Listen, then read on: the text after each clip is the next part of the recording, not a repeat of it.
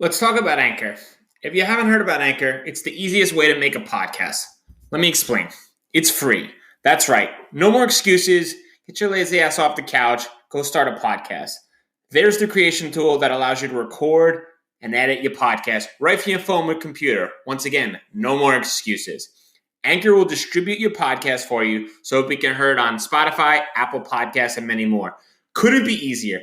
Even better, you can make money from your podcast with no minimum listenership. That's right, they're paying us for this ad. Thank you very much, Anchor. Download the free Anchor app or go to anchor.fm to get started now. This is The Dime, a 10-minute dive into the cannabis and hemp industry through trends, insights, predictions, and tangents.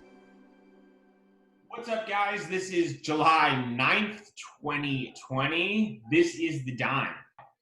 This week, we're talking about politics and cannabis, everyone's favorite two subjects combined.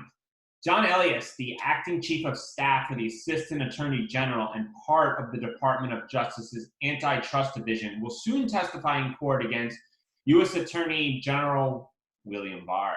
According to Elias, the Attorney General Barr's antitrust investigations were politically motivated and not bona fide. Elias suggests that it is due to Attorney General Barr's personal opposition to the cannabis industry.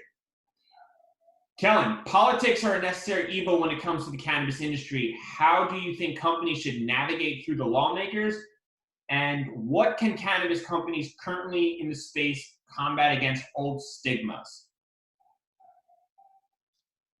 I think that companies can't play in the mud, right? If that makes sense, right? So like, there's a lot of politicians and people out there that kind of have like they're personally motivated by how they view cannabis based on like the cultural stigma.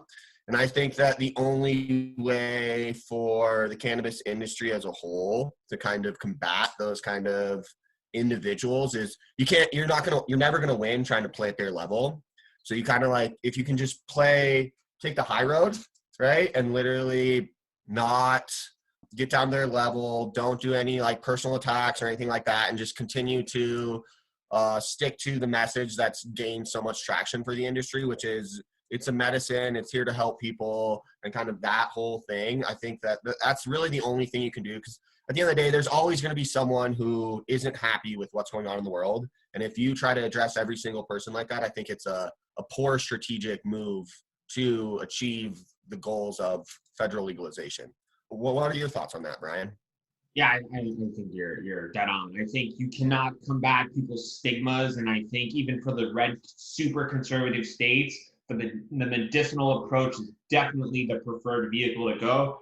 I read a report from BDS Analytics this morning saying that they believe like Texas and Missouri will just smash through the medicinal market and be some of the leading medicinal markets by 2025. And I think in the next 5 years, perspective from the older generation, a lot of those people can't be taken to the new era. It's too far gone. And I think when people associate, what is it, the devil's plan or whatever sort of it ridiculous. The devil's lettuce. The devil's lettuce, right? Like that is such an outrageous statement to think like the devil's lettuce is helping people. And once that generation kind of moves on from that ridiculous approach, I think that stigma will really, really go down. And I think the medicinal approach is the best way to solve that problem. Is it possible to kind of continue on that approach? Is it possible to teach old dogs new tricks, especially considering how strong people feel in either direction when it comes to cannabis? The short answer is yes. I mean, I believe that all of those stigmas and very passionate opinions associated with cannabis, I think, are directly stemmed from just the lack of exposure, right? So by having cannabis become medical in some of these more traditionally conservative and states that have kind of have those opinions as like the cornerstone within their culture, right? Especially Texas and some of these bigger, more red states traditionally.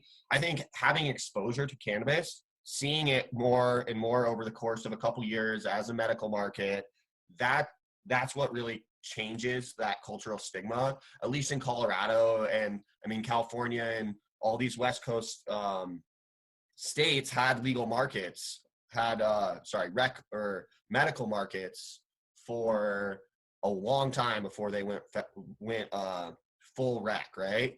And just seeing the Green Cross, seeing the stores, and knowing that it's medical over the course of 3-4 years, they slowly start to change their opinion. Then maybe by happenstance, they have a friend who has a medical card and they have a conversation with them, and then their opinion slowly changes more. And I do think that their opinion will change. It's just going to take time, right? Like change takes time, and it's baby steps and small incremental improvements over the course of 5 or 10 years. And I think that that's when you'll be able to teach all these older generation people that, hey, it's not the worst thing on the planet Earth.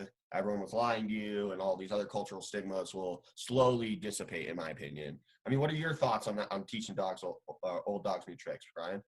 At first, I thought absolutely not. These older generation, they're super stubborn, and like grandma of the South has seen some shit, right? She's been around since God knows how long, and the world is very different now. They've grown up, they've got the internet, they've got cars, they've got crazy stuff. And now, like, the fact that marijuana, the devil's lettuce, is going to be something that they would take as a recreational thing is just a wild concept. And I think sometimes the older generation likes to really dig in their heels. And I think the only way that these old dogs are going to kind of move on from that stigma is the moment that they see their doctor and the doctor goes, listen, old Cynthia, you need to take this medicine. And I understand that you're liking these medicines for Monday, Tuesday, Wednesday, Thursday, Friday, like most grandparents take. Instead, you're going to take this cannabinoid, or you're going to take this vitamin, and this is what's going to help you. And I think when the doctor communicates to them that this is what will help them, I think they'll really start to backtrack off that, because I think the older generation will really rely on the experts of the doctors to let them know that this is something that can help them. I don't think they'll go to the doctor and say, hey, should I do CBD? But I think if the doctor is comfortable prescribing this medicine to them, I think that will be a massive step in making it more acceptable here in the world. So prediction time. Would a mass educational campaign help to improve the view of cannabis in the eyes of lawmakers with strong opinions? And which of the industry's heavy hitters do you think are leading the brigade? Mass education, of course, will help. I think it's really challenging, though, right? Because of not every individual within the population is learning at the same level, if that makes sense. Right now, you have people over on the West Coast that are very highly educated. They see cannabis ads. They've seen dispensaries now for the last 3-4 years. It's now very normal to them. And so an educational campaign is going to fall on deaf ears for them, because they've already been through kind of the very beginning phases of what cannabis is, what to expect, versus you see states over on the East Coast, right? Like West Virginia, Maryland, these other ones that are just now getting med markets going, right? Like they're so far behind from a populational educational standpoint that it's going to be really, really challenging for one specific company to come out and make a blanket educational campaign that can touch all those different perspectives, if that makes sense. But as far as the company that I think companies that I think that could potentially have the greatest outreach or impact on these, I mean, I'd like to think we would, right, in terms of some of the educational content that we put out there and all of those things, right? Shout out to Illusion. But there's also really, really good educational forums. I'm trying to think of some right now. I mean, MJBiz Daily is always putting out really good content and educating people on just the nuances of the space, and articles here and there. I mean, even some of the bigger players like Forbes, Wall Street Journal, they've even been publishing cannabis-related content, right? And so I don't think that there's going to be one company in particular that like will be able to drive this educational campaign. But I do think some of the more trusted resources that people are used to seeing on a daily basis will play a bigger role than some of the more nuanced cannabis derived companies, if that makes sense, just from like a brand trusting standpoint. I mean, do you have a different opinion of that, Brian? No, I think you're pretty targeted with that. Sadly, I believe a lot of the politicians are money motivated, and they're just talking heads for the people who influence their decision making. So sadly, I think that as soon as the large scale pharmaceutical companies and the tobacco companies, as they continue to move resources into the cannabis space, I think politicians will become more accepting of this as a policy forward. And I think it's only a matter of time. And I've been pretty arrogant with those sort of predictions, especially here in New York. And I think you're right. I think with the East Coast, the idea of going into dispensary for a lot of the people out here is very uncommon for them and very uncomfortable. I visited a dispensary in Oregon with my wife's uncle, and he couldn't believe it, right? Like, he lives in Connecticut. The idea of going to dispensary for recreational purposes, we walked in and it was like a very uncomfortable situation for him because the stigma has always been, right, it's illegal, you can go to jail, and all these concepts circling it. And it was interesting to see how different his opinion was when we started the trip. We went to the dispensary, and then at the end of the trip, where he was like, okay, like, it's just like a normal high-end store. There was no Jamaican dude behind the counter smoking weed. Like, that concept and that stigma mentally that he had, I think quickly got erased. And I think the only way for people to kind of become more familiar and comfortable with it is to experience it themselves. I agree. Cool. So thanks for everyone for joining, and we'll see you next week.